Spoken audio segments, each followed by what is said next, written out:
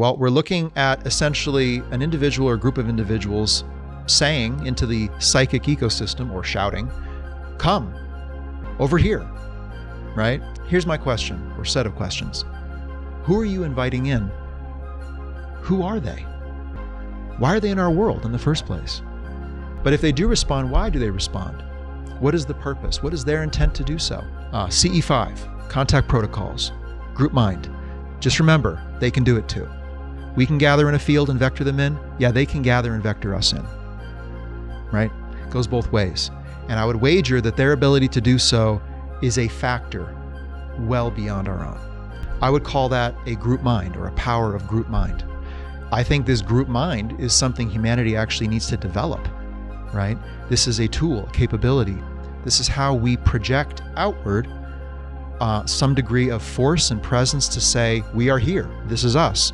These are the standards by which others can psychically engage in our world or with us.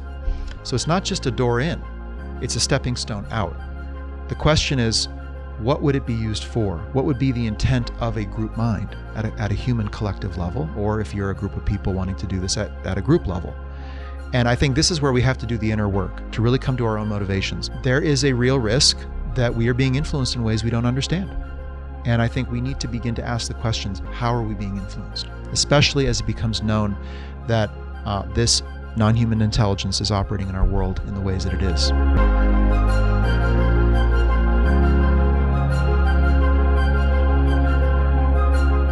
Well, hello and welcome. My name is Reed Summers. This is Emergent. It's my pleasure to host you once again tonight as we explore the front lines of the interface between humanity and a potential set of non-human intelligences that may be operating in our world. So much to cover, and I've enjoyed this show and every episode and this walk around of the phenomenon, engaging logic, reason, caution, and responsibility in how we approach this very new and unknown new terrain for us as a species, and for us individually as well, because this phenomenon touches the individual maybe like few others do. And for many, they have had an intimate experience of what this phenomenon is like, feels like, and may have been impacted by it very directly in some way.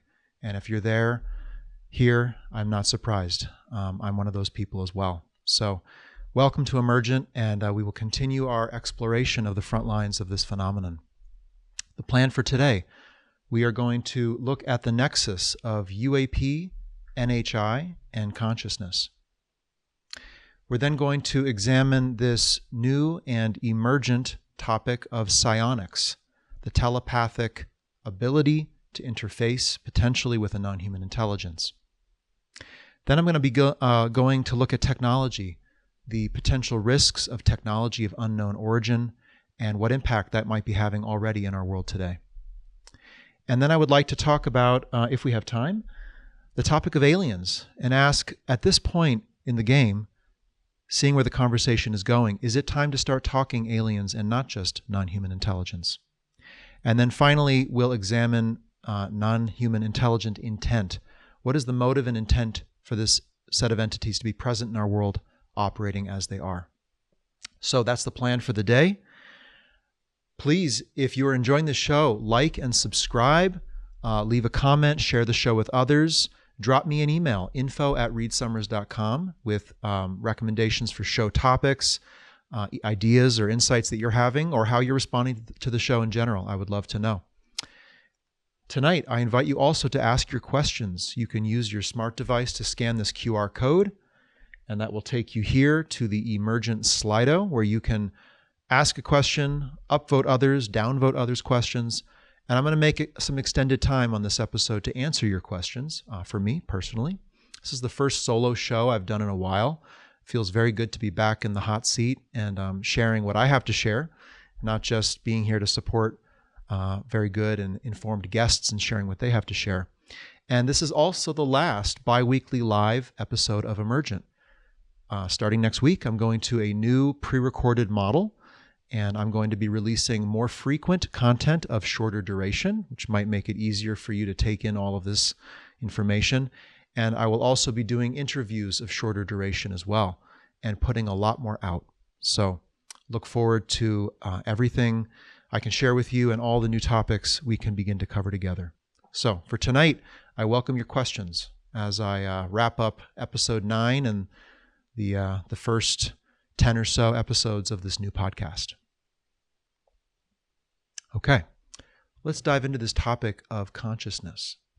So it seems there is a set of forces bringing about renewed interest in the topic of consciousness as it relates to UAP and non-human intelligence. And I'd like to just kind of recap what I see happening as we begin to come to terms with this realization that we are being visited by another form of life, another sentience, and that this is causing a massive rethink of us, our human species, and our place in the cosmos. But not just at a 3D physical level, also at the level of fundamental being, the fundamental being of yourself and myself. So first off, what I see is we are contending with the very basic but profound implication that there are entities that are not human, who are sentient, that have some place in this universe. And if you're a religious person, you might question, what is their place in God's universe? If you are a spiritual person, you spiritually oriented, you might wonder, what is the deeper spiritual connection I might have to these entities? Am I purely human in my lineage? Or if you believe in the soul, is my soul engaged in purely a human project, or is it something much bigger? And so simply the existence, potentially, of other non-human physical entities arising in this universe gives rise to a major rethink about the fundamentals of the universe in our own minds. I think it also causes us to change our mental map of existence regarding humanity's place. Are we at the center of this universe? Is this really about the human journey in a vast cosmos of barren worlds, rock and gas? Or are we part of an ecosystem of life, or what I might call an exosystem of life? And if so, what are the dynamics of that exosystem? Who's out there? This also causes us to rethink our human origins, our human history, the events that have transpired that have brought humanity to its present state today. Were those purely human events? Were they influenced in some way by a non-human intelligence? Have we been under observation? Have we been under containment?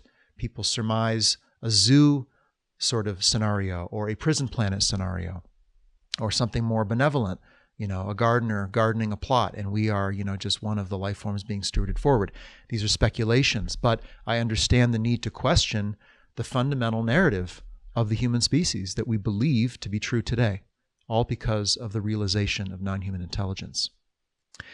And now we get into the deeper stuff, which is the demonstrated ability of possible craft of non-Earth origin and possible entities who are not human possessing an ability to telepathically engage with human beings, mind to mind.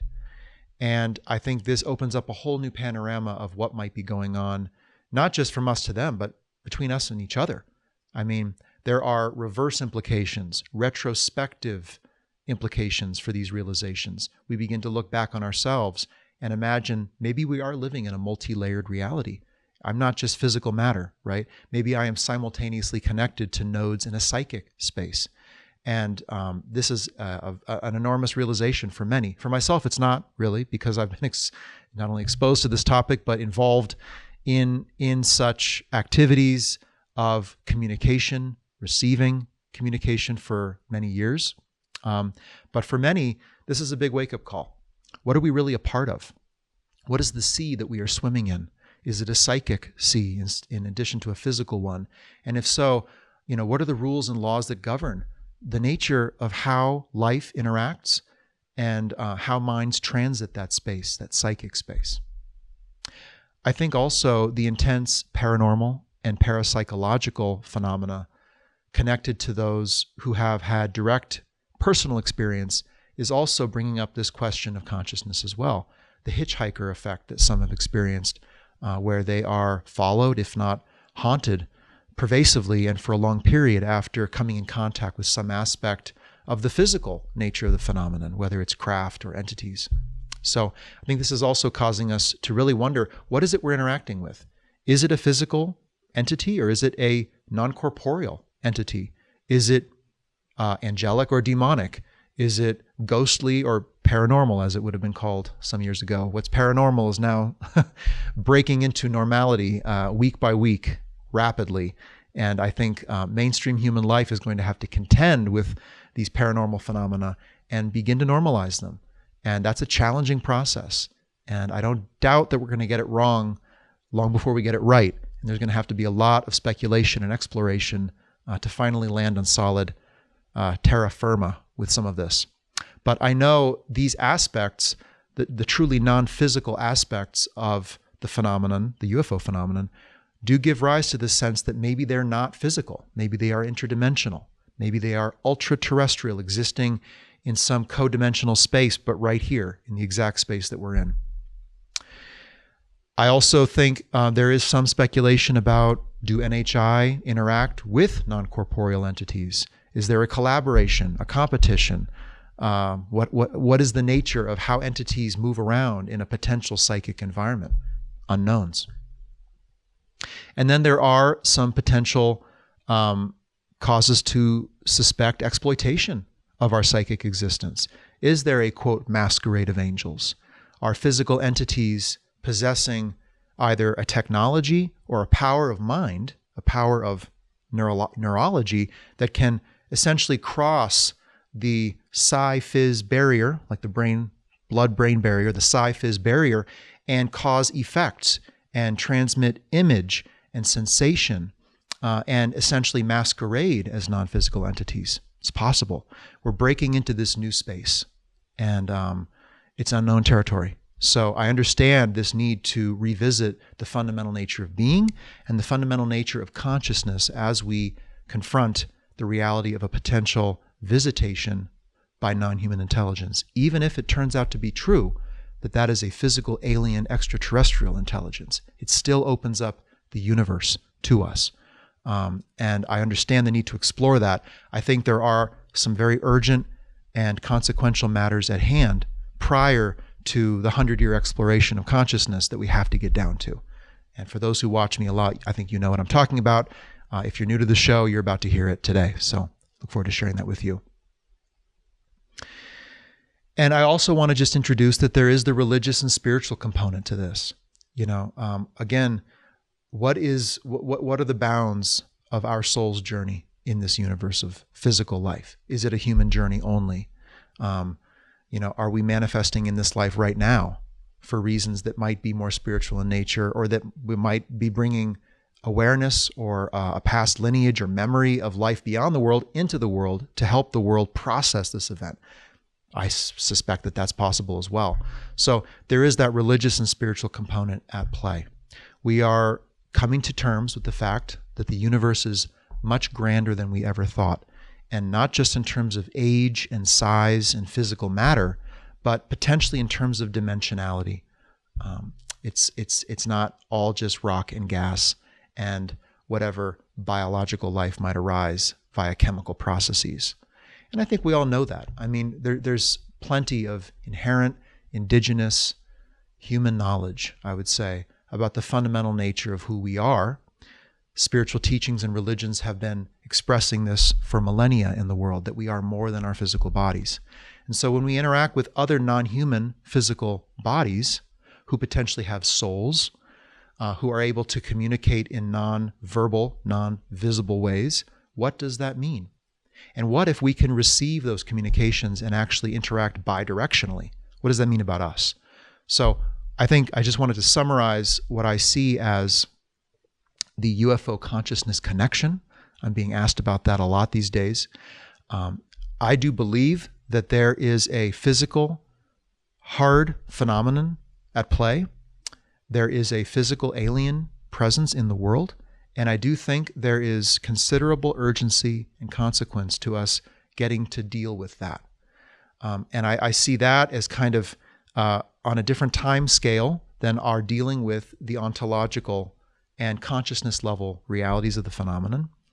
Fundamentally, it's been 80 years, at least, since this surge of a hard physical phenomenon of craft in our skies, potentially interacting with humanity. If we don't respond to that in a timely fashion, we may wake up and find ourselves a very different human being with a very different human world. And so that's why I think the urgency is right there. And we can kind of compartmentalize things. It's not exclusive. We don't have to rule things out. We just have to deal with things in a stepwise manner. And I do think the alien nature of the phenomenon is one that demands our attention.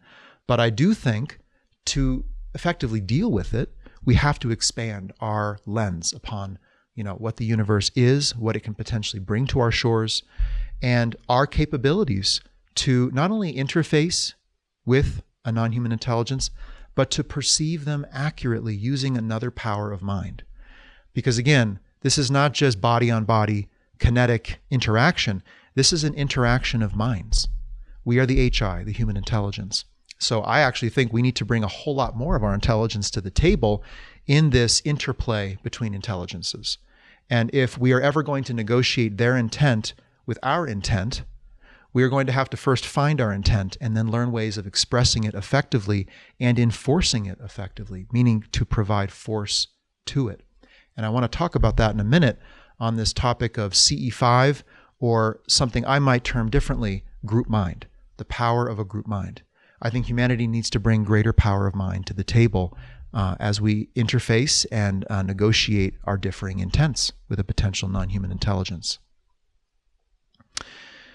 So we'll get into that in a minute, but first I want to introduce this topic that I have been recently introduced to, as I'm sure you have as well, of psionics. Let's talk about psionics, this potential capability that might be inherent to us all, but might be developed very strategically, tactically by government to be deployed in the field for the purpose of engaging UAP and to perform other operations. We do not know what those are yet, but we have some indications that there is such a program to develop psionic capable people, what are called psionic assets. Not a great term. I wouldn't want to be an asset myself.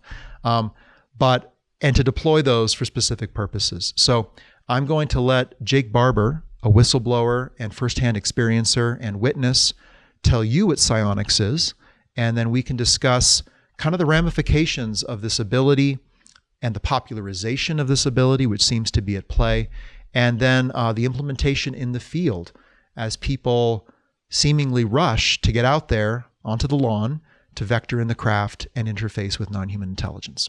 So let's see what Jake has to say here. What is a psionic? A psionic person is someone with a predisposition for extral, temporal, you could say, abilities and sensitivities. Someone who has a fantastic intuition. What did you discover the psionics were being used for in the program? In the program, there was certainly a desire to explore the idea that perhaps UAP could be summoned, could be communicated with, could be controlled, and could be persuaded to land, all by deploying people with psionic abilities to interface and communicate with the UAP. And did you see that happen? Yes, I did. So there were people who were purportedly psionically gifted who were brought into the program? Yes, there were. Where did they come from? They come from all over. They're not, and all over, I mean from outside the United States as well as in. Okay, so basic definition, as I take it, an activated set of psychic abilities, either to receive or to transmit, and to potentially exert some kind of force, mental force, and to be used for some ends. So what this is seeming to cause is something of a gold rush to go make contact with non-human intelligence. And I'm concerned about this as we rush out there without any clear understanding of the entities themselves who we would be engaging, the bidirectional nature of the engagement, nor the information that would be flowing into us and out of us.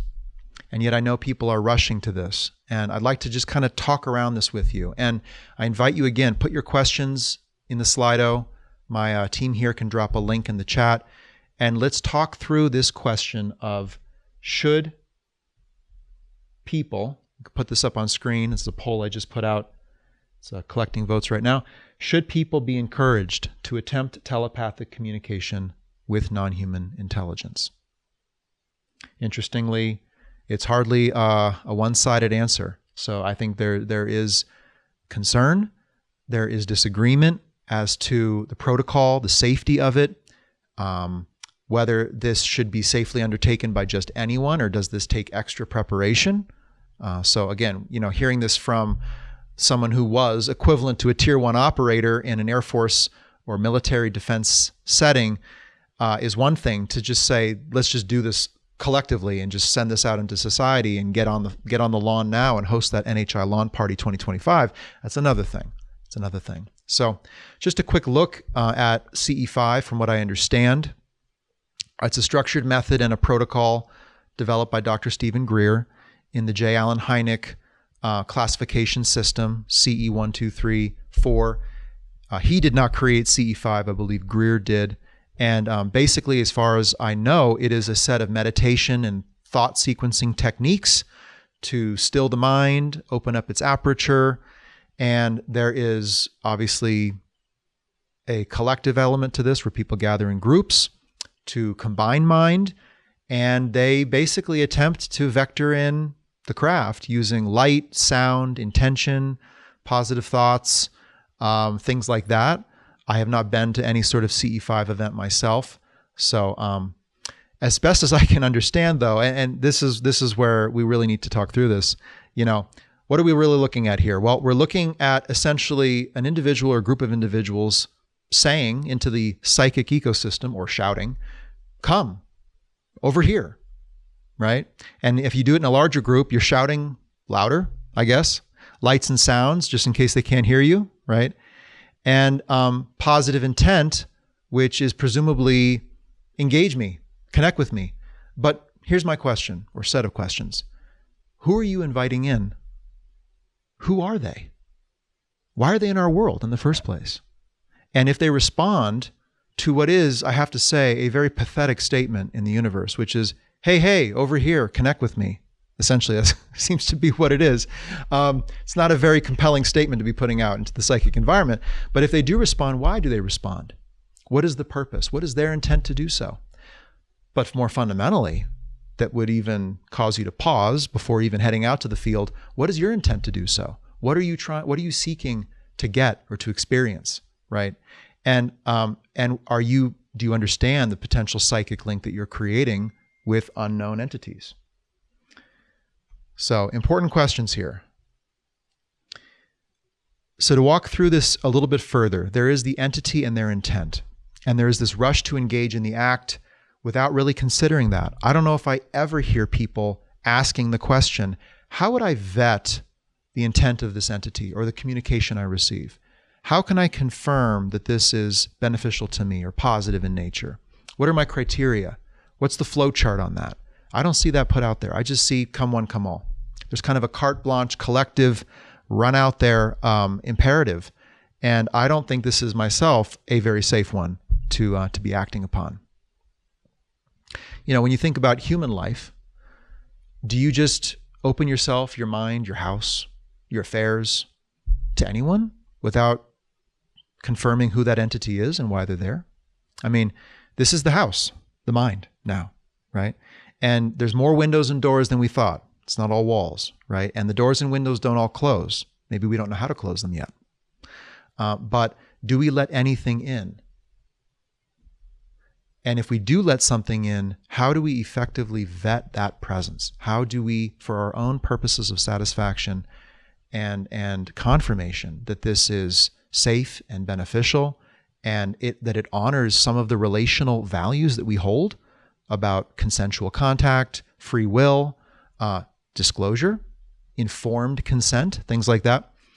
I would want to express that. That would be part of my intent. But I'm not sure that's what I'm hearing from the movement. People just want to come and receive whatever. And I don't think that's a very good prerogative myself. Now, I do want to talk about, though, this reality of generating psychic force, because in my opinion, I don't doubt the protocol or other protocols of similar kind being effective. I doubt what it is they're being used for. What was the intent to engage in them? I think psychic force can be generated by individuals networked in mind and focusing that intent and generating not just a thought process, but also visual imagery, sensation, adding to it, layering on top of it more and illustrative force. I would call that a group mind or a power of group mind. I think this group mind is something humanity actually needs to develop, right? This is a tool, a capability. This is how we project outward some degree of force and presence to say, we are here, this is us. These are the standards by which others can psychically engage in our world or with us. So it's not just a door in, it's a stepping stone out. The question is, what would it be used for? What would be the intent of a group mind at a human collective level, or if you're a group of people wanting to do this at a group level? And I think this is where we have to do the inner work to really come to our own motivations. What am I being motivated by in seeking this contact? We can be motivated by many different things in life. And some of them can be very self-destructive, self-betraying, mindless. And so if it is mindless, that's a problem. I would make it mindful. What is the intent? So this, to me, is deeper than this show can go. This is a personal process and a collective process. What is our human intent collectively, and what is my intent for being involved in this topic matter? Maybe it's to experience something that you need to experience that transcends your humanity. I think that's a valid intent. Maybe you would not engage in such protocols because your intent is to not be intruded upon. That's a valid intent. Again, the precursor to all this is coming to terms with what motivates you in the first place. But if the motivation is save me, take me, give me technology, heal the planet, and if it's built upon a foundation of low species self-respect, low regard for humanity, or low hope in there being any prospects for a better world or a world that you hope to receive, failed expectations, undelivered communication, the bedrock of anger, right? And so if that is the bedrock that's driving this seemingly positive extension out to make contact with NHI, I think we're in trouble, folks. I really do, because we don't know what's out there. A lot of people paint it very simplistically. It's good or bad. They're benevolent or malevolent, or they're angels or they're demons, as if the universe is just this like black and white playing field, and as long as it feels good, it is good. But that's not how life works. It's complex, even down here. We can't walk out of our house into the neighborhood that we've never walked out into and just assume there's good and bad. There's good people, bad people. There's all kinds of people out there. So you have to learn how to decode intent and how to navigate interaction and engage in interaction. And that is a long process of learning. And I think this is what we really need to engage in. And so as we open up the aperture to the psychic space, we might find that there are forces present. There are entities in motion, that there are other human minds in motion. We might wake up and realize, shoot, 99% of what I'm experiencing is human. It has nothing to do with them. It's the noisy human psychic world, and now I'm becoming open to it. How do you manage that? How do you stay grounded? How do you stay in possession of logic and reason and stay functional as a human being? Multi-capable, not just uni-capable, right? And, talk to any psychic out there, and a good psychic will counsel you very well about the degree of caution you should have before opening up your psychic abilities. In fact, that would be a great community of people to bring into this conversation. Where are the psychics? We're talking psionics? Yeah, there's a whole human field of practitioners called psychics, clairvoyants, etc. So they need to be talking too, because they have been engaging in this space already. I think we really need to be wondering and asking ourselves, in a potential interaction, psychically or telepathically, what are we receiving into ourselves, and what are we putting out? What is the informational flow? And how do we monitor that? How do we understand the nature of that? Otherwise, we could be leaking out very important information about ourselves that could be used by any entity. And we could be taking in incorrect information, deceptive information, without knowing it as well. It's possible at a whole broad societal level that the pure alien mind present in our world is already filtering down and in, and is already altering the nature of the psychic environment of humanity. That's possible.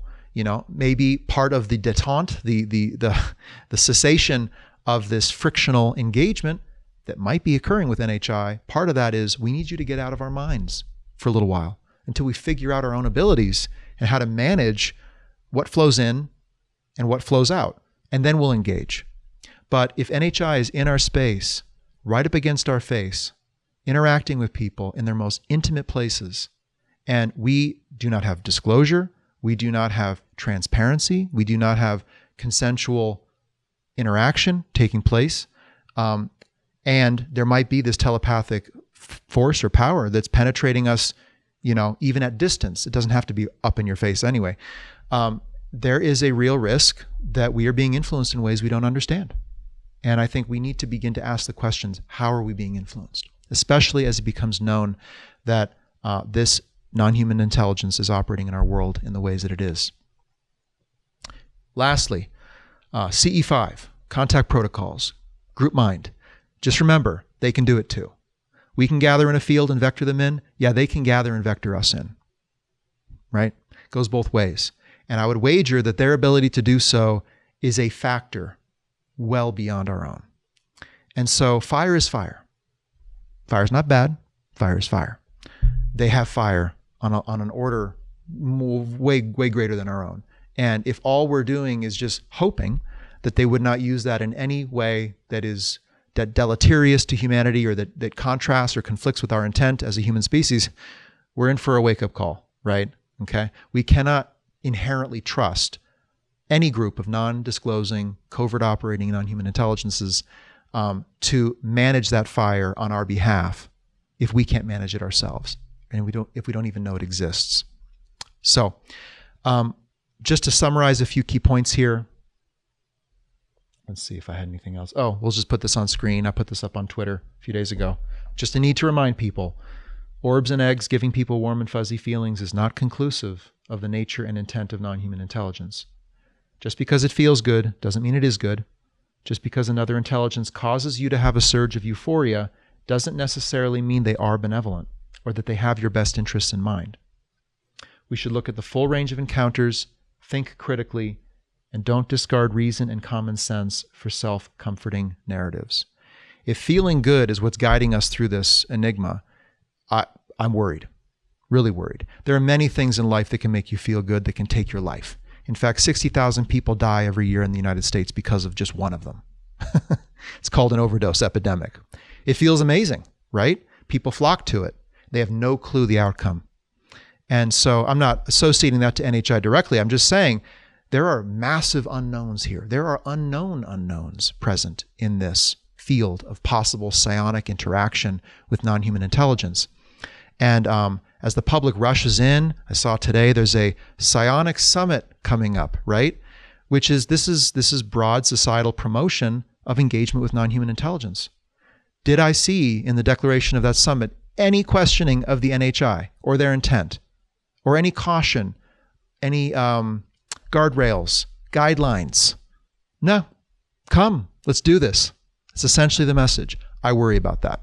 This is a Pandora's box, is the truth. We have no idea what we're opening up. I think we do need to go in this direction. I think we need to open up this box. It's about how we open the box. And if something is disabling our logic and our caution and our instincts in the process, that's a problem. And when I see the testimony, even from some of the current whistleblowers coming out, they're not questioning intent, right? Even on the topic of abductions, they're saying things like, yeah, let's do it. I want to be abducted. I'd like that to happen. And I'm thinking to myself, wow. So this is a military trained observer. This is a trained, skilled individual in war games and other intelligence and deception operations, and they're not questioning anything about the entity that's inside of them, communicating that to them, giving them euphoric feelings and sensations. That's either playing dumb, possible, or something is severely crippling and attenuating our inherent instinct as a species. I see it everywhere, all day.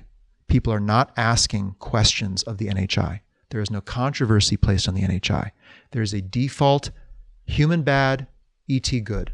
It's got to be that way, right? They're more advanced than us. Look what they can do. And moreover, here's the cynical subtext. They're not human, right? We loathe ourselves. That's a problem. If that's affecting you emotionally and driving you to interaction with a non-human, you should think about that. Really, you should. So we have some work to do to get grounded and devise some really coherent strategies to manage and effectively interface with another form of intelligence before we all rush in. Fools rush in. How many cultural adages do we have like that, right? We know this. I mean, society is full of wisdom regarding how entities should engage with entities.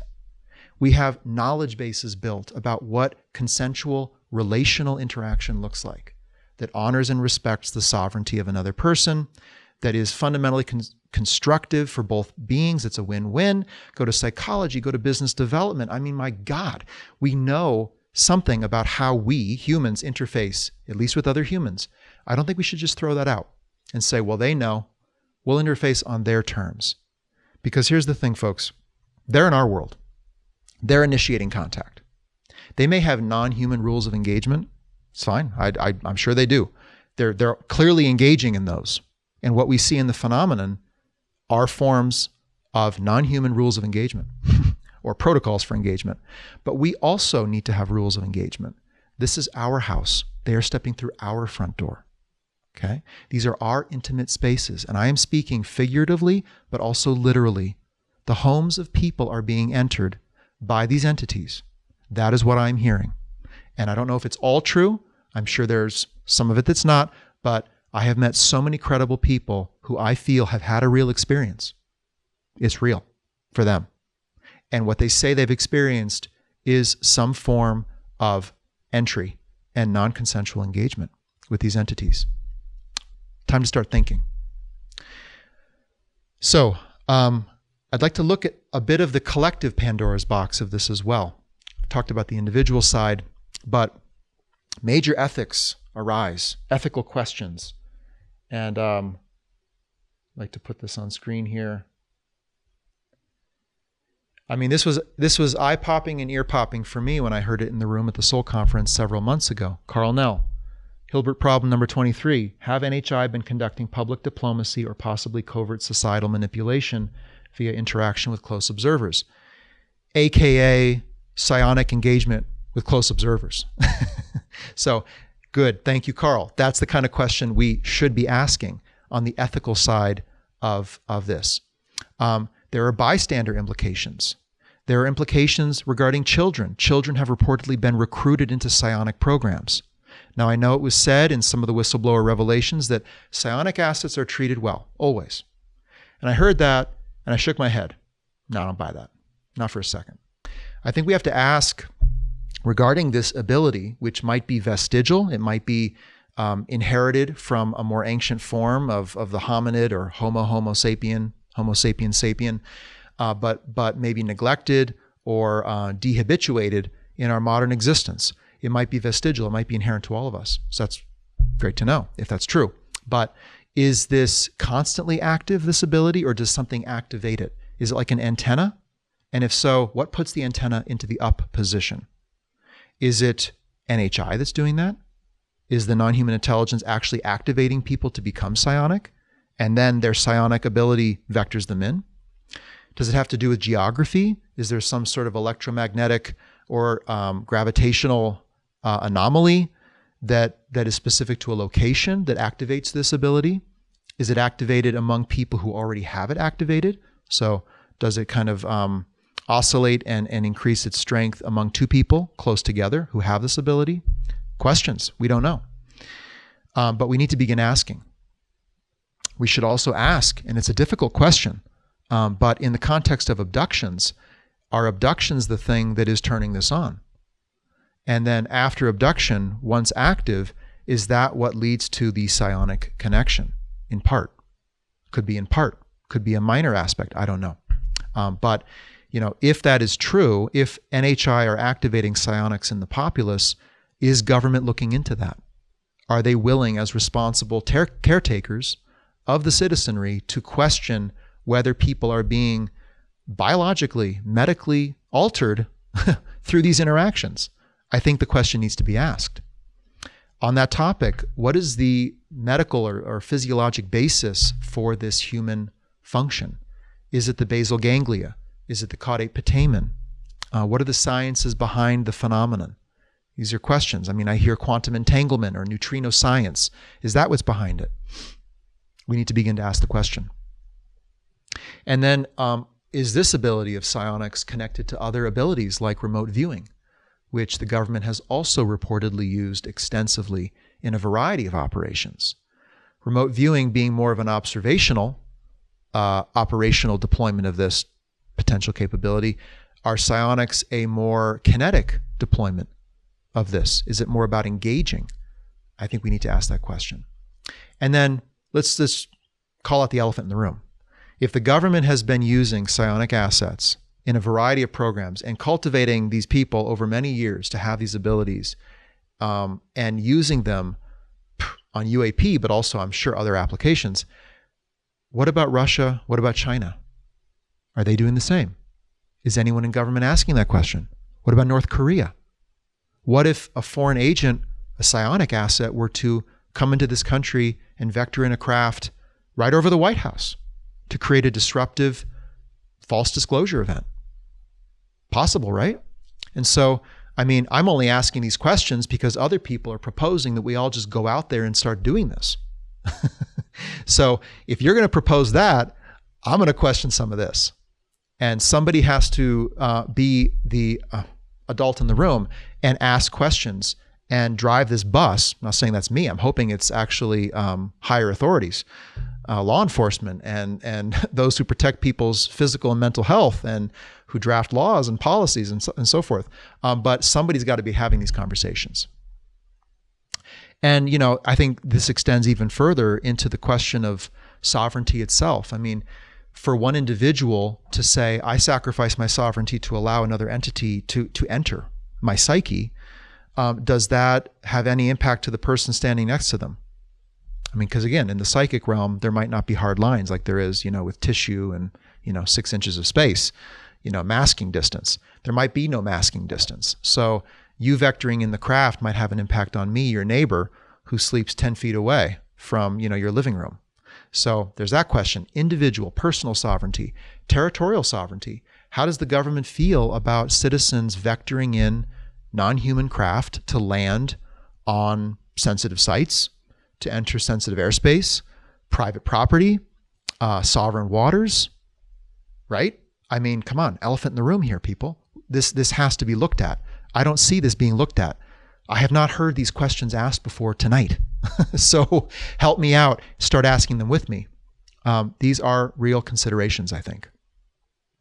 So kind of in summary here on consciousness and psionics, I think there are some key steps. I think we need to devise some standards and guidelines to steer whatever protocols are proposed to enable direct human NHI contact and communication. I think there has to be some basis upon our shared human values for personal space, safety and survival, pursuit of happiness, what have you, because anyone can do anything, presumably, in this space. And there are psionic assets being deployed right now in the field with great promise to produce results. And so, enter the ethical ramifications. So I think we should start talking about that.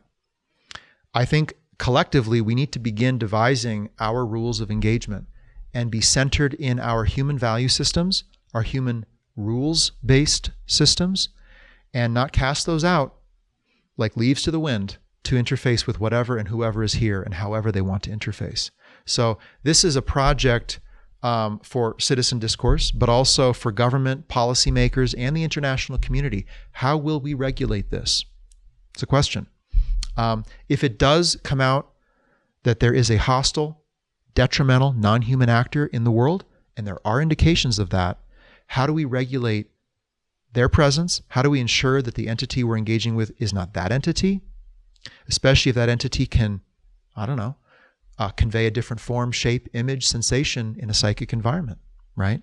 So these are the problems inherent with breaking through and finding ourselves in this vast new open space. It's exciting, it's dimensional, it's refreshing, but there are so many unknown unknowns. And with NHI right up in our face and right up in our space, it's going to be very difficult to tease out the beneficial from the detrimental. But it has to begin to be done. And I just think we need to understand that we are preschoolers in this new environment. And I think we should really hold back on the FOMO, the fear of missing out, fear of not being the first. You don't need to become psionic today. Trust me. We don't even know who's in our world and what they're doing. And the government is not even potentially aware themselves, or they're so freaked out they can't tell us. Or they've been collaborating or reverse engineering these technologies in ways that are dangerous and have produced illegalities and liabilities that are so enormous they could break society, right? So it is within this context that we pursue psionic engagement with non-human intelligence. Cause for pause, big time.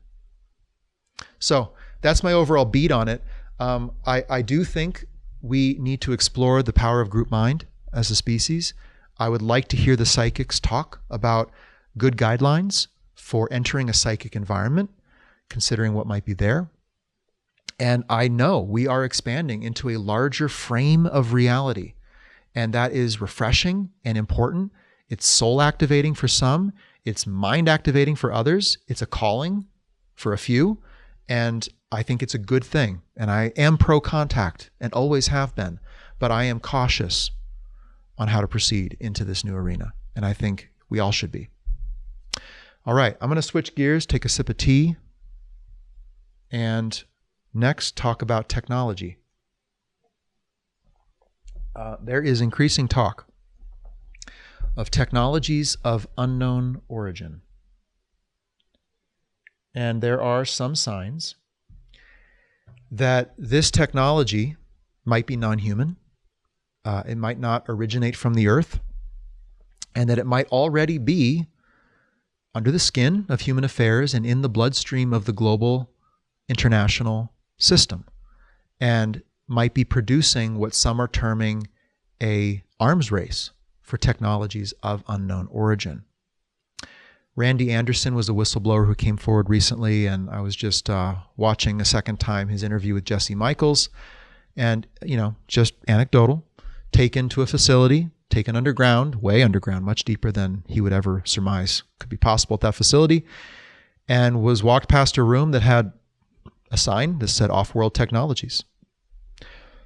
Taken inside a room, saw an orb floating above a surface, a gauntlets type device with some sort of screen with some sort of hazy ambient effect around it, with hieroglyphics that he had never seen or would never imagine being of any human language.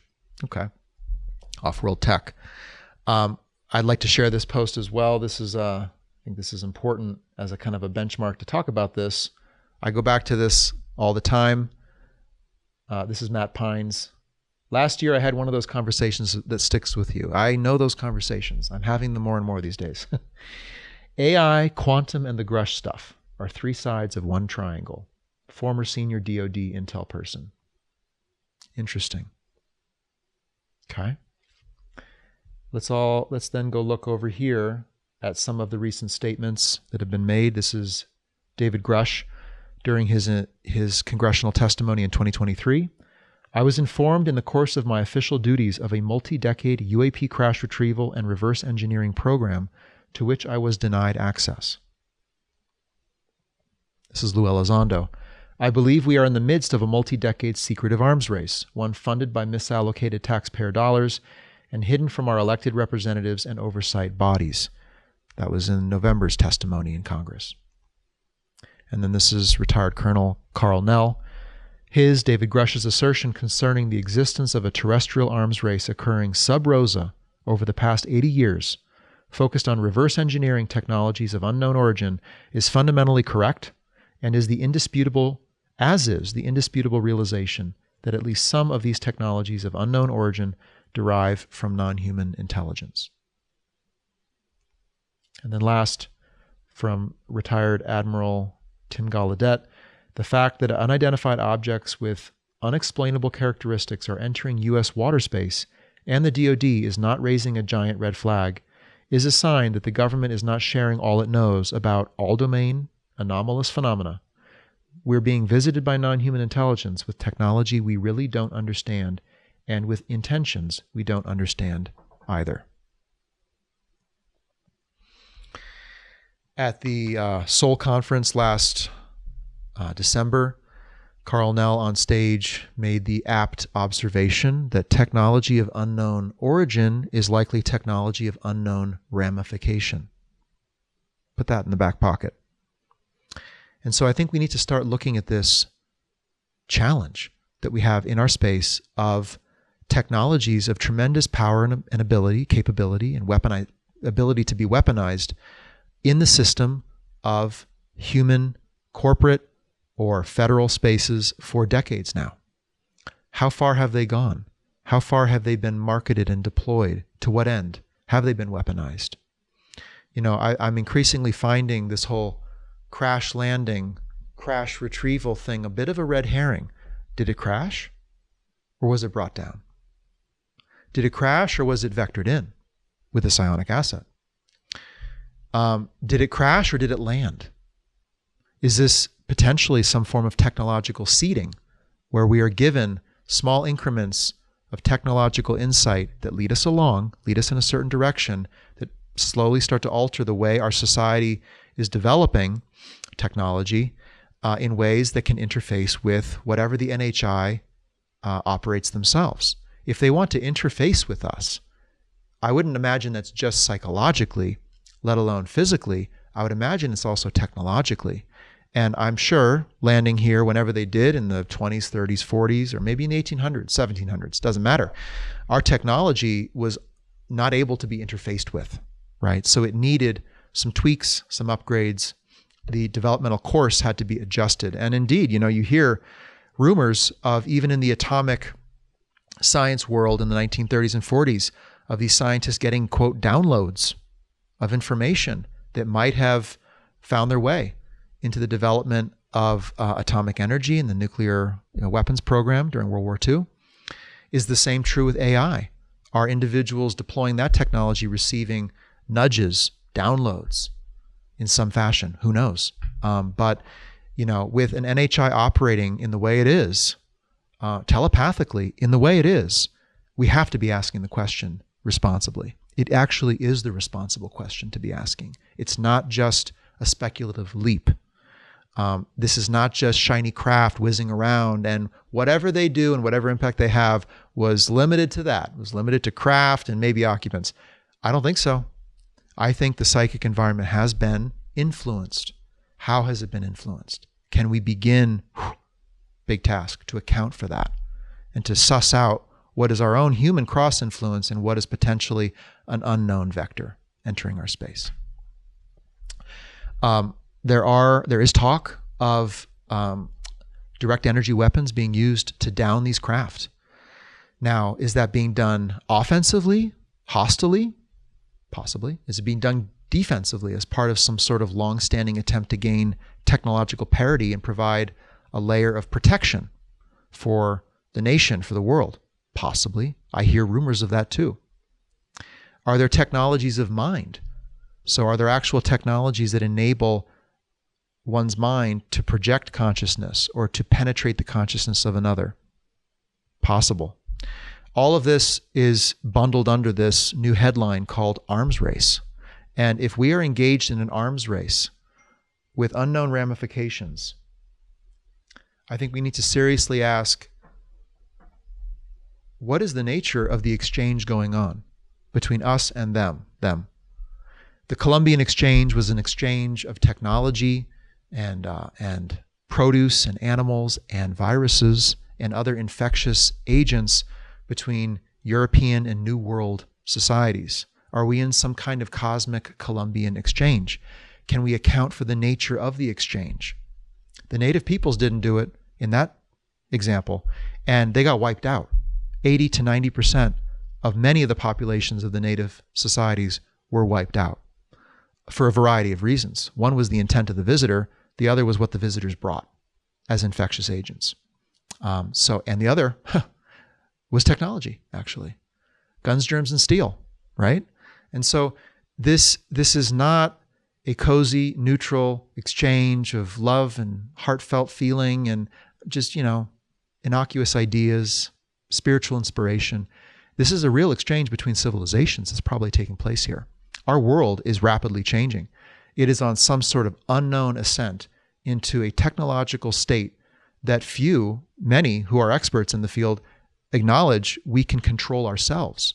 So if we have an artificial intelligence being developed to the point of an artificial general intelligence, an AGI, that we will not be able to control, and we're worried about that, we should also be worried about an NHI that we cannot control and that we did not develop and understand a fraction to the degree that we understand AI.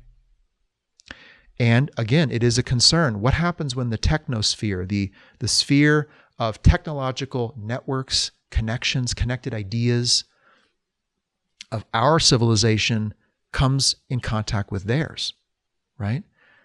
Because they probably have a technosphere. They probably have exosystemic interactions. They have a whole network or web of interactions and relationships that we can't see. It's not what's in our world now. It's what's out there, but that's where they are connected to. Are we interfacing with that already? So what happens when these worlds collide, ours and theirs? I think we need to seriously look at that and begin to talk about how do we mediate the convergence in a way that prefers positive outcomes for human interests, for safe development and survival. I know I'm in a minority position on this. I rarely hear people question technology of non-human intelligence. Rather, it's a hopeful leap to the thought of free energy, planet healing technologies, zero-point technology that could be equitably distributed in a way that doesn't crash the global system or cause there to be like billionaires that make a lot of money and oppress everyone. It's like as if the mere presence of a non-human and their technology is going to change the nature and interactions of humans and what they do with technology and power, right? And, by the way, I would imagine we've been observed for a very long time. They could have observed us for hundreds of years or thousands of years, maybe longer.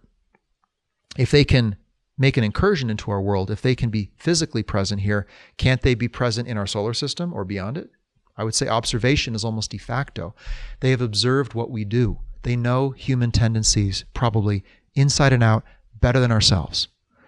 And so they know what we would do with technologies of non-Earth origin, with potential agreements made with entities between competing defense industries. Like they know that we compete and struggle and try to gain predominance and conquer each other, etc. So why are they here? Why are they doing what they're doing? If there is a technological seeding, that's a concern. If some of these technologies are Trojan in nature, a Trojan horse, something that gets wheeled into the world, and we scream hallelujah, technology to heal the planet, but we don't know what's inside the box, nor can we maybe maintain it, nor can we manage its deleterious effects on other technologies or other aspects of human interest, right? So if this is happening, if it's happening, that's a real concern, and it does begin to help shape how we would view non-human intelligence. So I think we need to start talking through these ramifications. Do we need a moratorium on the continued development and deployment of these technologies at scale? Do we need eminent domain? Yes, we do, in the executive branch to claw out of the defense industries these technologies that have been secreted away and developed for decades with unknown ramifications. Yes, we do. I think so. All right. Now, I'm on to the last two topics of tonight.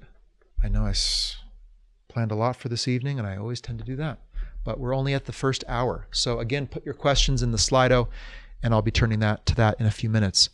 I want to ask you all about the word aliens. I hear the word aliens being used more and more. I know there is some sort of congressional announcement from Congresswoman Luna coming, and in the next few days or weeks, who knows? And a lot of speculation is it aliens? I don't think there's any cause to think it is, but I just see society beginning to engage with this concept more and more. And I want to disabuse ufology of its special and selective status, its elite status in the world, in saying the world doesn't care what ufology thinks, nor the acronyms it uses. When NHI is used, the populace thinks alien. Okay? So just FYI. And the UFO community is a tiny sliver of this world's collective human consciousness on the topic of this topic. And so in some ways, what the population at large thinks is more important than what we, who are inside this nuanced field of research and careful, subtle thought, what we think. So let's talk about aliens. Biologics and bodies, here I have up on screen, have been discussed and talked about in congressional testimony. Lou Elizondo was asked, I believe, about alien entities or bodies, can't remember the exact word, by one of the congresswomen. And he answered, I believe, a flat up yes. Had not heard that before. David Grush, in his testimony, we all are probably pretty familiar, used the word biologics in what he reportedly heard taking place. And now we have, some new statements being made. This is a statement by Jay Stratton. It was in the trailer to Age of Disclosure. I have seen with my own eyes non-human craft and non-human beings. So we'll see what that is. Jason Sands, another whistleblower, has brought out what his testimony of seeing on a test range, Nellis Air Force Base in 1994, an entity with bluish tinted skin, unnaturally large eyes, and no human ears. He recently discussed this on the Joe Rogan show. And so we have, increasing discussion about bodies, biologics, and physical aliens. And I think it is time to begin to down select from, the full taxonomy of NHI, taxonomy meaning, the differentiation of every layer and level of what its fundamental being could be, being, origin, to say it's angelic, interdimensional, cryptoterrestrial, ultraterrestrial. It's like, okay. Are they physical bodies? Do they have evolved structures? Did they arise in this universe of evolutionary pressure, right? Evolutionary biology has some very interesting and apt, instructive tenets that we might pay attention to and use to inform us as to how to approach decoding the intent of a non-human alien. All right? So we live on a beautiful world. This world is worlds like this are much more rare than they are common. That much we can say, take that to the bank. But this world is one of phenomenal biology, diversity. It might have certain mineral qualities and characteristics that are somewhat unique. And we are destroying it at a rapid pace, all in the 20th century, which, by the way, is when they came. Does that say anything? Does that help at least narrow the bounds of possibility to say, maybe if they are physical aliens, they're interested in the planet or its resources or us. Maybe we're a resource. These are the thoughts we need to be thinking right now, especially if more news is coming out of physical, evolved alien entities. Next, I'd like to talk about NHI and the intent of NHI. Let me bring something up here.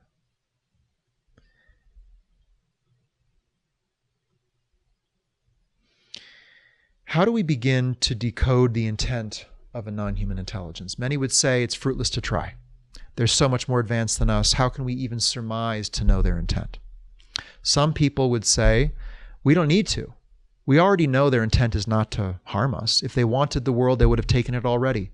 If they wanted to destroy us, they would have. There's been no signs of overt hostile activity, right? So it's concluded, right? Yeah, these are the cognitive barriers that have been thrown up over time. I wouldn't be surprised if they've been reinforced by certain people, certain actors in the space, and we need to just walk around them. This is the neuron that you need to, in the words of one of my favorite writing professors, University of Chicago, you need to find that neuron in your mind and eliminate it. He says this very emphatically when people say stupid things in his class. Well, there are some logical fallacies and highly irresponsible assumptions, and we need to go find that neuron and eliminate it, okay? Just because they haven't destroyed us doesn't mean they're here to help us. It's not reverse indicative of a beneficial intent. There are many ways to enact hostility. There's covert, not overt, right? There's non-kinetic. There's long game versus short game. How would a non-human sentience enact their intent upon our world and upon our intent? It could be happening at a genetic level or, right to the topic of this show, a psychic level. So, but suffice it to say, we cannot rule these things out simply because one thing hasn't happened. One parameter of what humanity would do, destroy, kill, maim, burn, has not so far taken place. We have these cognitive barriers in place, and we need to begin to deconstruct these. I hear these all the time. If there are bad ETs here, there must be good ones too. It's got to be a 50-50 thing.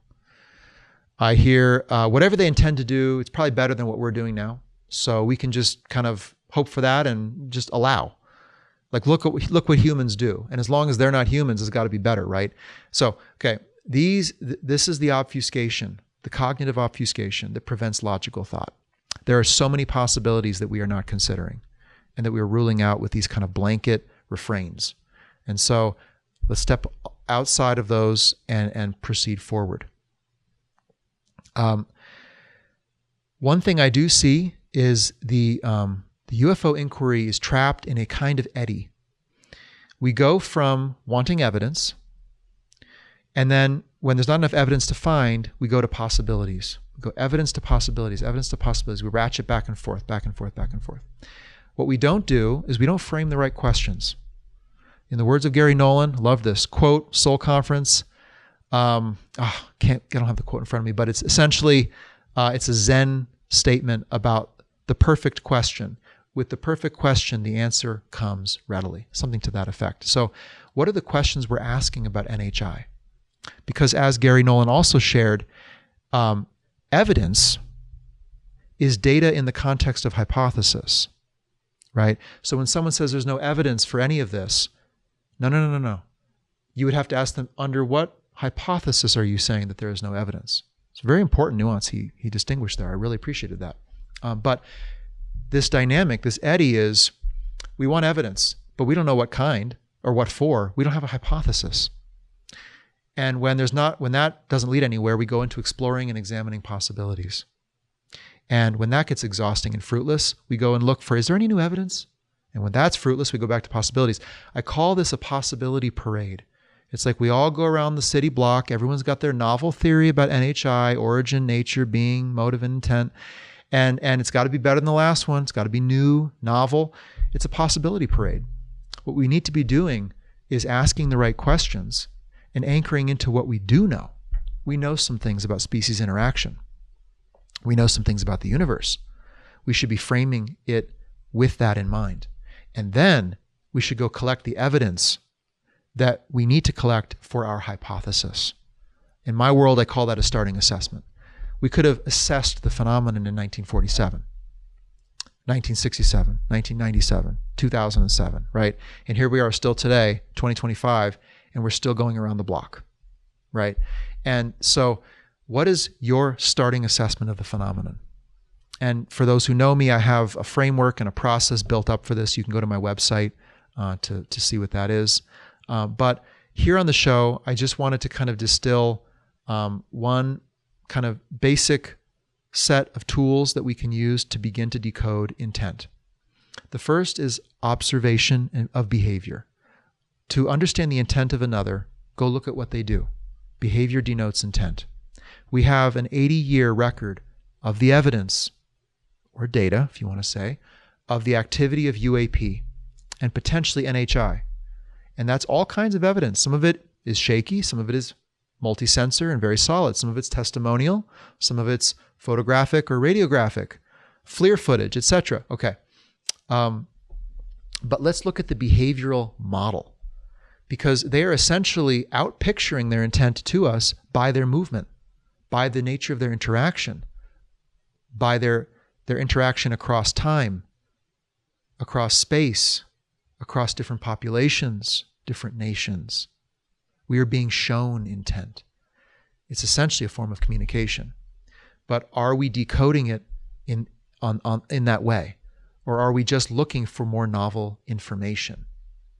Again, starting assessment, hypothesis.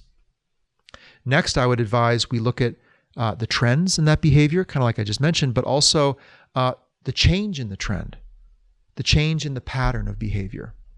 So, for example, are they doing the same thing they are now that they were in the 60s, 70s, 80s, 90s? Has anyone charted the change in pattern? Because that change might indicate their responsiveness to human events, or it might indicate an escalation into a latter stage of their agenda for being in the world. Could be either. I think we also need to engage in first principles thinking. So from the ground up, what can we begin to articulate about the nature of the universe and of life? The universe gave rise to us, humanity. It gave rise to this earth, which gave rise to us. And so I think it's highly plausible the universe would give rise to other worlds where another sentience could arise. And yet we are finding, even in our own human world, that it's very, very difficult to stop ourselves from this path of self-destruction and overexploitation of the environment. Is that some sort of predictable path that's walked countless times out there? It's possible. But, first principles thinking, we know some things about life and how life forms. And we also know some things about entity interaction, aka human to human. And so I think we need to bring those to bear. And then last, I think we really need to look at the human sensor. I think NHI is interested in us, the people, much more than they are the government. I think it's a misplaced center of gravity to say that it's been between them and the government, that the government knows the answer, that they hold the keys to understanding the nature of the contact taking place. I think the citizens hold much more of that key. That's what I think. That's why citizen disclosure is so very important. And there is a lot out there regarding what the human sensor has perceived. And it's been heavily ridiculed. It holds seemingly no weight in the court of opinion on the matter. But when tens and tens and tens of thousands of different people report abduction experiences that are just wildly similar across decades of time, different nations, rural, urban, educated, not educated, different religions, that starts to build an intelligence picture, right? It's not conclusive. It's not to say we know for a fact it's happening, but it's indicative. It would actually compel you to go corroborate or substantiate the assessment that abductions are real. And I think that is the kind of substantiation we need. We don't just need more evidence. We need to ask the right questions and make a hypothesis, and then go collect the data. And that would focus the effort on data collection from just collecting anything and everything to going and looking at, are human beings being taken physically? If psionic abilities are a reality, is NHI activating those? How are they interfacing with psionically capable people? What activates the psionic ability in general? We need to ask that kind of question. We need to understand the fundamental variables at play that would decode the phenomenon. I think that's really important. So I'm going to pause there and look at your questions in a minute. I also just want to share that I have so much more to say on this topic. And I have an 8-hour course on decoding NHI intent. I'm writing a book on the topic, which I hope to bring out this year. So I have a lot to share, and I think it's exciting to bring it forward because, something's not quite right in how we're interfacing with this phenomenon. We are not bringing our full capabilities to bear. And so let's break through that barrier, for whatever reason it's there. Okay, I'm going to go over to your questions now, and I will go right down the list. How closely do you believe the historic occult practice of summoning entities and the CE5 calling are linked? Are they the same thing? It's a good question. I'm not an expert in any regards to occult practices, but I would say if the non-human intelligence has sought to engage us psychically, it makes sense to me that they would do so through established institutions and belief-based practices, aka religion and spirituality, that open people's minds up to higher dimensional entities, God, angels, spirit guides, what have you. So we already have a long-standing set of human traditions about opening up one's mind to communication, to contact. Would NHI want to utilize those pathways that already exist to begin to do whatever they sought to do? I think that's highly plausible. And so now the world is waking up to psionics, and if this becomes a popular movement to activate this ability in many people, would NHI engage it? I don't doubt that they would. Of course they would. They may be looking for entry points at any level. And if religion or occult practice presents that opening by which people lower their guard, disengage logic, put faith in a higher entity, do not ask questions, do not vet the nature of the entity, do not question its motives, right? I mean, when you go to church or you engage in a spiritual practice, you're not praying to God and then like, well, I don't know. Who are you really? Are you really God? What do you want with me, God? Did you create the universe on good terms? On my term? No, I mean, there's a surrender, right? A natural surrender. So if anyone out there ever wanted to instill or install information down here, aka up here, I would imagine they would run along the pathways of spirituality and religion. Good question. Next, Reed, what do you think about creating a group mind, group meditation to counteract the welcoming aspect and send out a message that we don't welcome this? Well, if you don't welcome it, I think that's 100% reasonable as a response, and I encourage you to gather with others to collectivize that intent and to see what you can do to express that. Again, we don't all have the same intent. And I don't think we're ever going to come to some unified human intent where it's just one message to the whole universe. So I think we all have to do what we need to do to exert mental force in our space. I think we are each accorded, rightfully, a certain degree of sovereign functioning space. Now, if we don't claim it, who cares that we're accorded that or we deserve it on principle, right? I think there is a certain degree of psychic space that one can create and should create. And I have personally experienced a number of psychic events that are not the kind that I would want. And I push back. I have a whole set of practices to push back. I have my own protocol to push back because I know this is real. I know this is happening. And it's not a neutral playing field out there, by the way. It's not kumbaya. It's not a rainbow over a beautiful field with bunny rabbits and angels and unicorns. It's a contested environment. And there are hostile actors. There are also beneficial actors. There are indifferent actors. It's an ecosystem, psychic ecosystem. And so devising your own strategies to exert mental force and express intent is very important. If you don't express any intent, you might just get run over in the universe, right? Happens in nature, happens in the human world. If you don't have any intent for your life just gets claimed by the cartels, by addiction, by your smart device, by your doom scrolling, right? I mean, so you have to exert intent in your life to be a functional person. Same thing in the psychic, same thing with NHI, I would say. All right. Can other individuals develop psionic abilities to counter this attempt to contact with ET races? Well, like I said, I think humanity needs to engage in generating group mind. That would be potentially a detectable signature itself in the universe, which is to say this species wills something for itself. It has rules of engagement. It has terms by which one can enter and one cannot. Is that a psychic message that could be devised and collectively asserted? Possibly. But assert we must. Assert we must. And so, yes, I think if it is an inherent capability of us as human beings to be psychically able to project force, I would like to see it used responsibly. I think this is already being used irresponsibly and aggressively. And, look who's had all the time to develop it, right? And, from what we're hearing with the whistleblowers, there are whole programs in intelligence and defense settings to deploy these abilities for certain nation-state national security aims. We already know nation states and the national security apparatus targets their own civilians, right? So, the Foreign Surveillance Act is already used against Americans, civilians. What about the Foreign Psionics Act?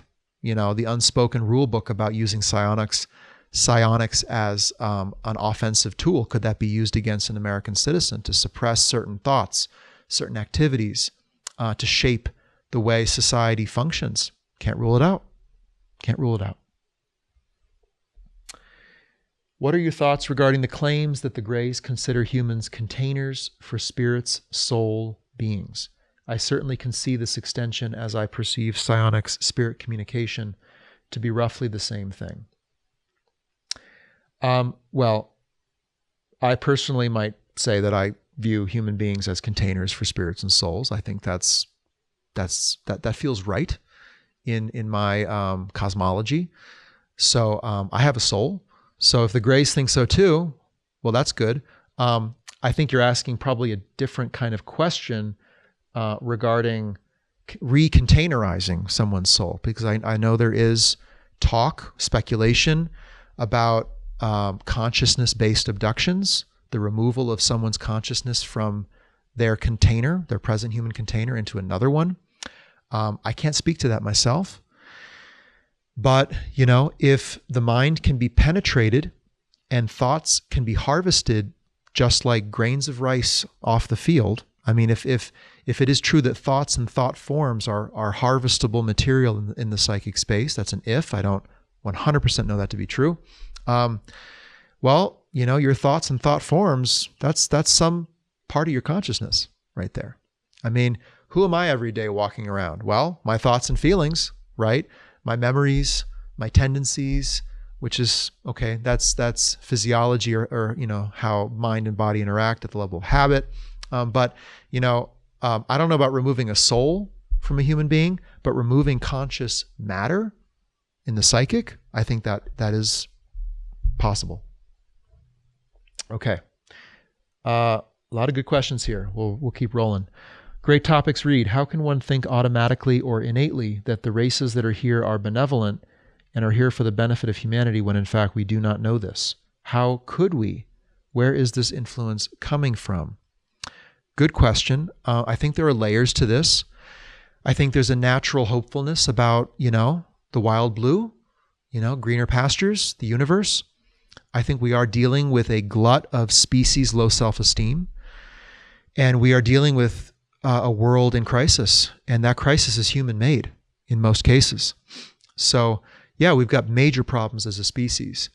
I don't think we have anything to benchmark ourselves to, so we may look down on ourselves much more than we should. We don't know what it's like out there. I mean, if the universe is one of hive groups that breed out of themselves creative thought or even decontainerize themselves for souls, wow, humanity looks pretty good, right? So what are we comparing ourselves to? I don't know if that's the case. I think there probably is some of that out there.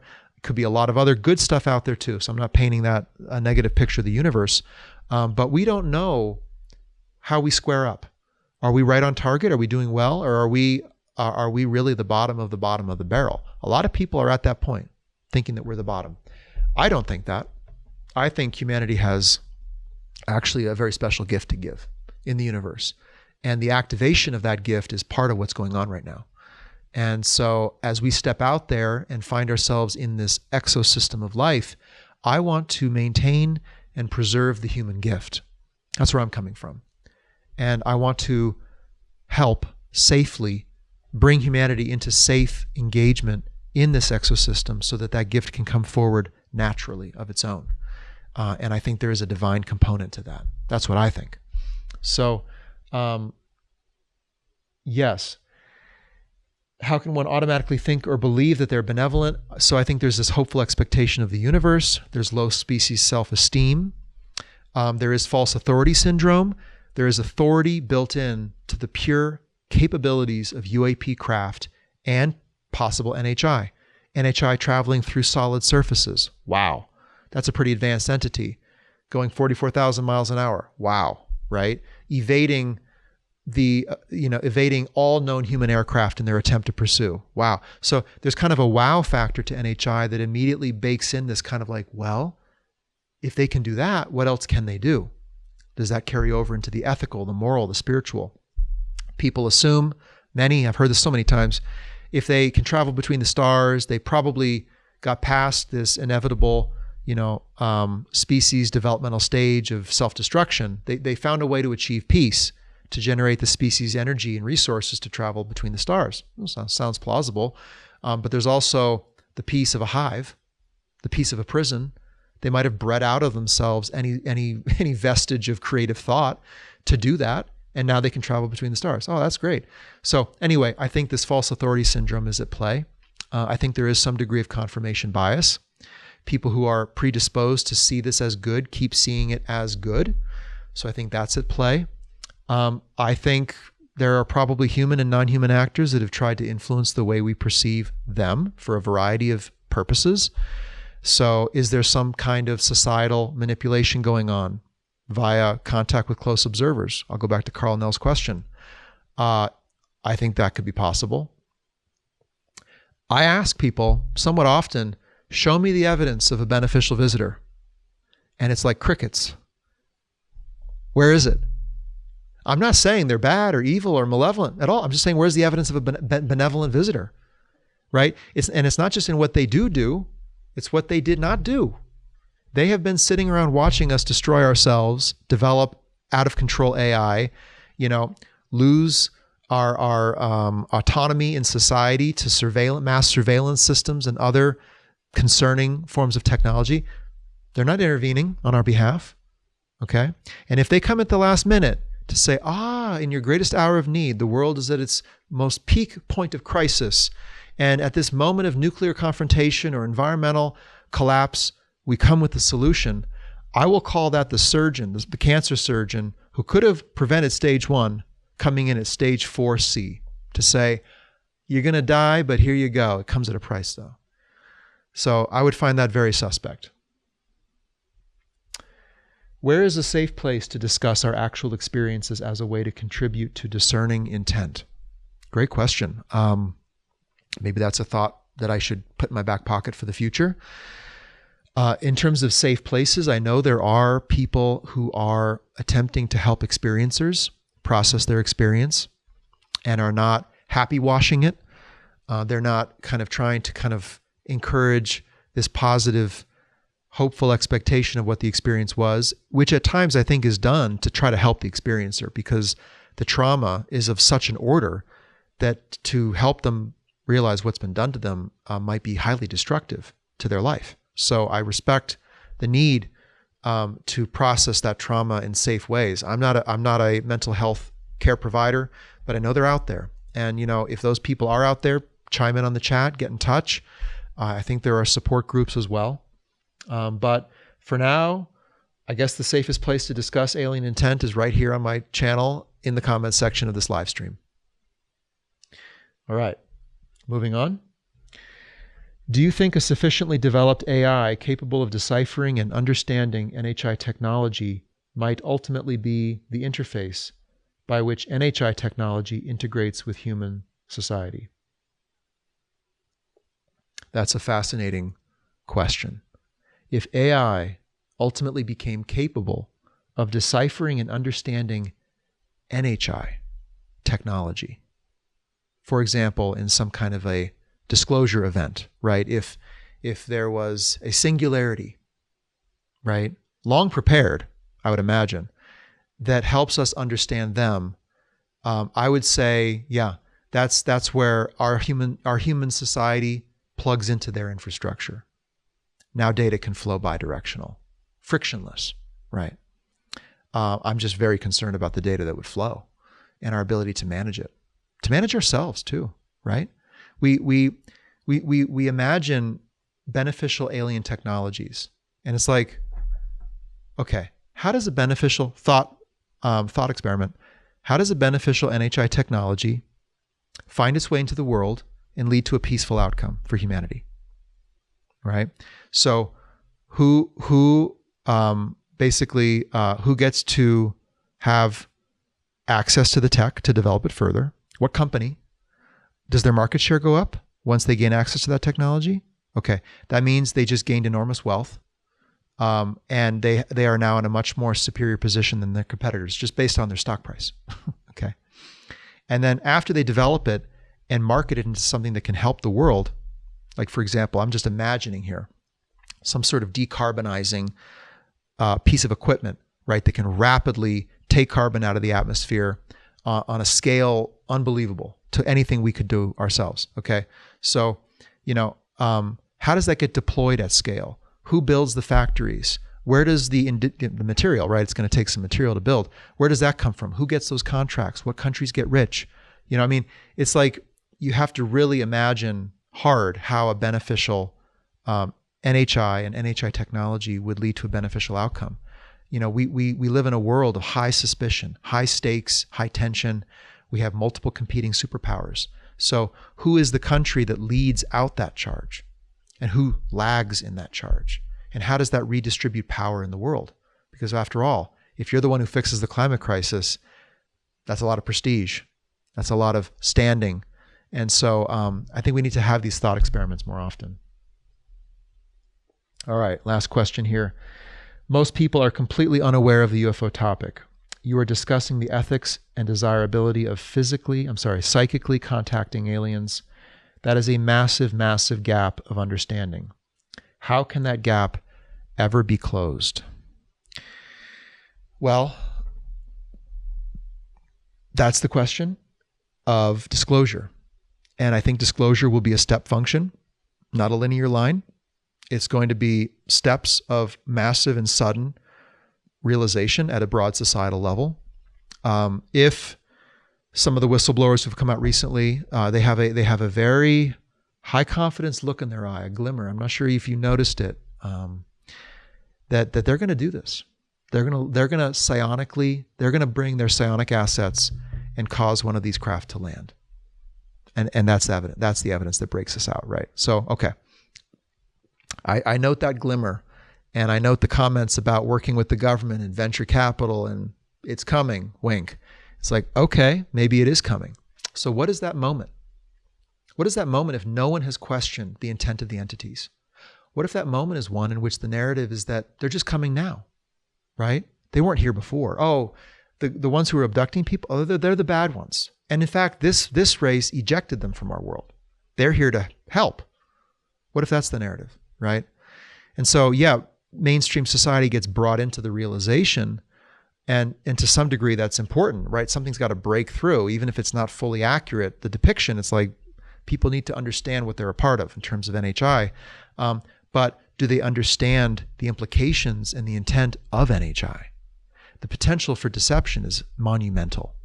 And so, I think it is possible, to answer your question, can broad society be brought into the awareness that we can psychically engage with NHI? I do think so. Yes. Many people already in their ontology and their cosmology believe that human beings can interface with higher order entities, gods, angels, deceased relatives, spiritual masters, etc. So it's like that's in our human society already, which is good because I think it's true. And I think we do have a divine connection, which is vital to us. But if another entity steps into that framework and says, we are here too, and we are also a higher entity. Look at our technology, look at our spirituality, our morals, our ethics. In fact, we are the angels. We were the angels in your spiritual scriptures. We created the scriptures. Did you know that? We've been here all along. We created you. We authored humanity. What if these claims are made, right? And so all of a sudden, people who are already able or willing to open up to them in ways that they cannot control and with potential deception at play, which can't be ruled out. I think that worries me a lot. And so that's why my sense of purpose right now is to help people think through the phenomenon and to engage all 8 capabilities: logic, caution, responsibility, instinct, evidence, observation, all of it. And we have to be retrospective in how we see them. They have been here. They have been active. There are trends and patterns, behaviors that they've been engaged in. That needs to be taken into account. And I think we need to ultimately devise broad human international treaty level agreements and declarations regarding how we human beings choose to interface with non-human intelligence, not how they choose to interface with us. Okay? This is in some ways more about us than them, right? So it's about what we need to do to get our act together to interface with the exosystem. We can't assume that the exosystem, well, I think we can assume that the exosystem contains multiple, vast varieties of life and intentions towards us, ranging from potentially beneficial or benevolent to potentially hostile to probably majority indifferent or unaware of us. I don't want to put us in the center of the exosystem. But I don't think it's logical to assume that everything out there is here right now, all at once, together, visiting us at the same time. We might be visiting the scoundrels of the neighborhood only to meet the better actors in a century, right? And so who are we meeting now? That's the question. Now, we also have to open up to the possibility of what's out there more broadly. I think that's really important too. But we have to bring our full set of human capabilities together to devise solutions for our human rules of engagement with whatever's out there. And that might require inserting some space between us and them. I actually think they need to back off initially and recognize our sovereign world and our right to devise our own human intent and express that in the universe, and to engage as a whole species, hopefully in a unified manner. But if they're under the skin, in the basement, in the hallways, in the cupboards, working with the Chinese, the Russians, the Americans, transacting technology, taking people out of their bedrooms at night, activating our psionics, possible, I don't know. My goodness, how are we ever going to decode the nature of this visitor, right? Very difficult. Can we even discern friend from foe? Is it even possible, ultimately? I think there are frameworks we could devise to bound the possibilities, right? And to give us some sort of down selection method to say, okay, if this, then that. If they did that, and it leads to this, and that leads to this, that's a red flag, right? Yes, we need to do that. But ultimately, I think we need to insert some space between them and us. And this rush to engage in psionic engagement is the opposite, going in the opposite direction. It's rushing to get closer to them, to let them into our psychic space without rules, without guidelines, without any sort of cautious framework by which we, or an individual, a vulnerable individual, by the way, would do this. There are many vulnerable individuals in society. Should they be rushing to psionics? There are people struggling with mental health. Should they be rushing to psionic engagement with NHI? Right? I mean, should people from adversarial nations, citizens of adversarial nations, be allowed to psionically engage on this territorial soil? Question for government. Come on, let's start the conversation. That's the psionic summit we need, right? Not crack open your psyche and let them in now. That's not what we need to be doing, in my view. All right. Well, thank you so much. I think I've hit, let's see where I am at time. Yeah, hour and a half. It's been a great conversation. Thank you for being here. Like I said, I will not be live 2 weeks from now on Friday. Instead, I will have an episode of Emergent out next Friday or the Friday after. And I will premiere that. It will be pre-recorded. It will be shorter. I will be there on the chat to discuss with you in that way. And I will also be doing live streams and interviews less frequently. So I'll be mixing interviews with solo perspective pieces like today, and those will be my Friday show. And then I'll be mixing in some live streams with friends and guests of the show over time and as necessity dictates and as emergent events unfold. So with that, thank you for being with me and for taking this sober path into the unknown. I think we really need to be grounded as we begin to entertain the possibility of this encounter and engagement with non-human intelligence. So thank you so much for being here, and I will see you next week.